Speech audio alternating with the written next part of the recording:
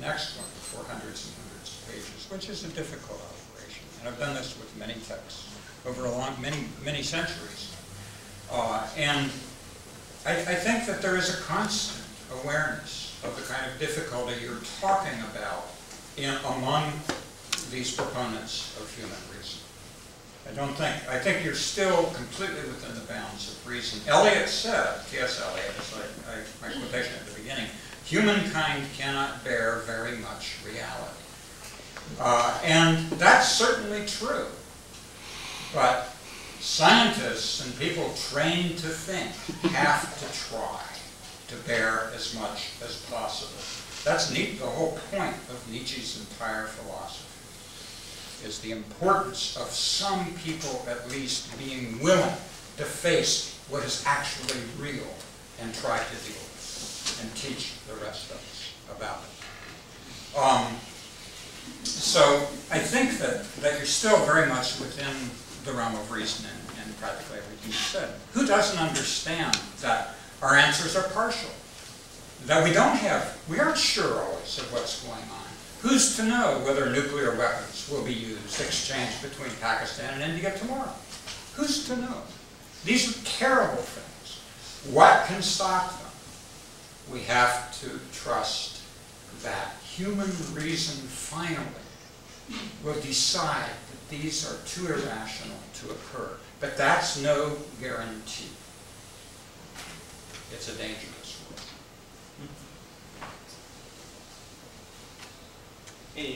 Any further questions between the two of you? Rich, maybe this sounds like a stupid question, but how do you define faith and how do you define reason? What's your criteria for defining rationality?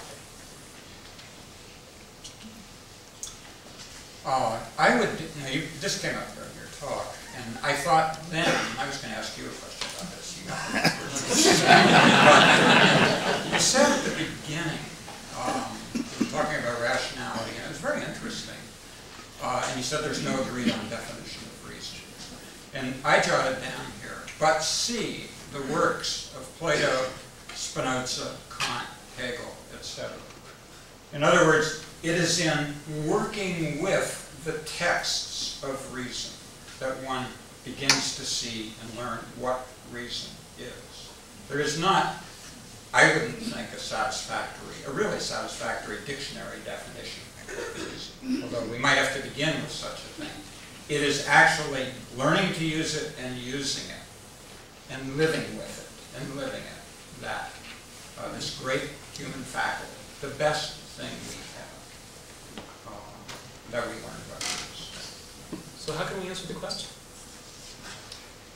Read Socrates, read Plato rather, read Spinoza, read Kant, read Hegel, study Einstein, study again certain principles, and you'll end up, it's a series, a kind of series of methods, but it is completely human. Spinoza argues that there are three levels of reason. A very simple one, kind of arithmetic, and then a second one, which he called instrumental, which is what most scientists use and think about and talk about when they talk about reason. And a third kind he called intuitive reason, which is where, based on knowledge built up painfully over years, one can intuit some things, not leap to them, but intuit them based on knowledge about the nature of the universe. And this can gain us partial knowledge of some things, but never whole knowledge. So this would be his way of talking about reason. Did you call that rational intuition? What was the term? It's intuition based on knowledge. Yeah, intuition is a pretty interesting thing. So you argued that intuition is reason condensed, or how would you? Intuition is, I would say that a good example of this, Einstein was a Spinozist thinker.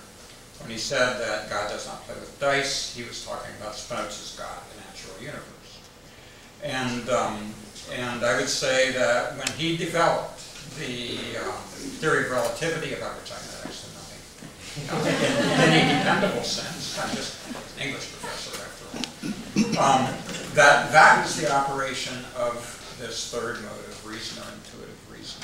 But because he thought of things that no one else had put together before, it was based on painfully acquired knowledge over many years of a brilliant man. And that is the third kind of reason at work. There's no leap of faith involved. So then what's your definition for faith? I define it as a set of beliefs, but you're using it. I think that faith is the belief that there is a transcendental divinity and a benevolent providence that direct the world and somehow guard it and keep it. Okay, so that's just off the top of my head. So the belief in a supernatural and a transcendent being is an essential element of yes. faith. Yes. Okay. Well, and I certainly included in the set of beliefs that Right. I've proposed there.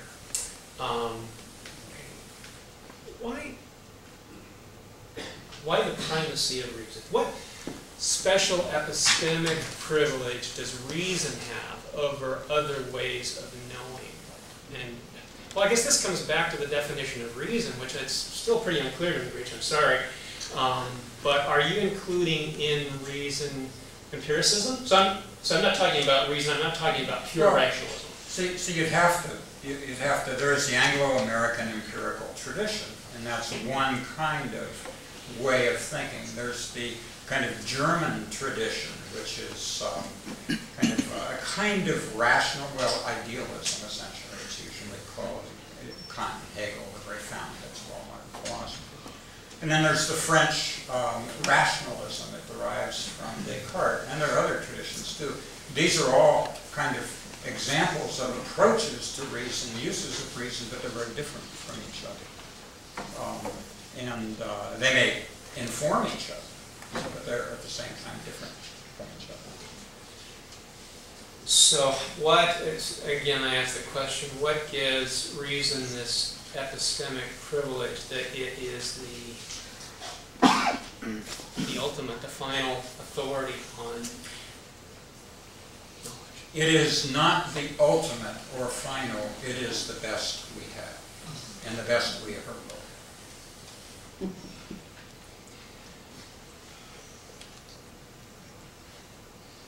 There is nothing ultimate or final except the end of things. And of course, things will go on beyond that too. So, we certainly disagree about what we believe. But do you think that our epistemologies have anything in common?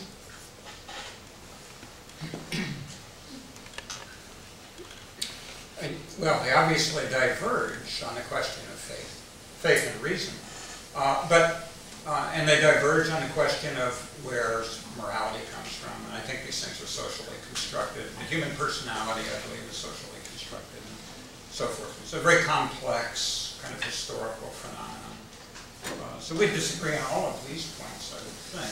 But basically, it's the idea of the transcendental, I think, would be the main point of difference between us. Is that I have come... That's content. That's not epistemology. I'm talking about form.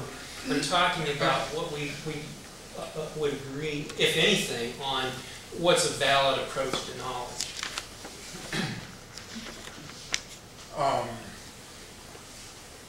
Well, I'm sure that we would agree on a lot of things along the way. I mean, you're a scientist.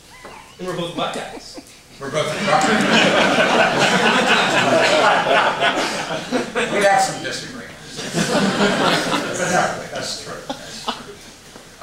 No, we would have lots of points of agreement. But I would part company from you, though, and I think it's epistemic as soon as faith became the operative principle or the assumption on which you were thinking.